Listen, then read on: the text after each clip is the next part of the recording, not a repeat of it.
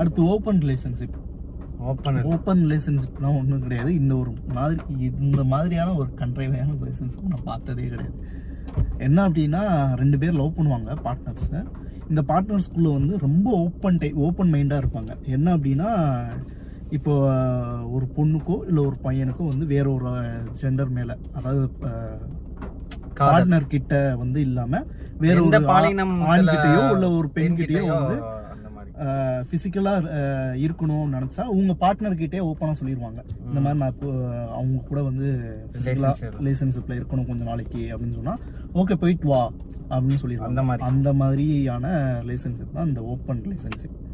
என்ன எழவி அது. ஆனால் இதில் என்ன சொல்கிறாங்கன்னா மோஸ்ட்லி இந்த ரிலேஷன்ஷிப் தான் கடைசி வரைக்கும் இருக்குமா. ஏன்னா அப்படியா விஷயம், ஓப்பன் மைண்டடாக இருக்கனால தெரியல, இருக்கவங்களுக்கு தான் தெரியும். என்ன இது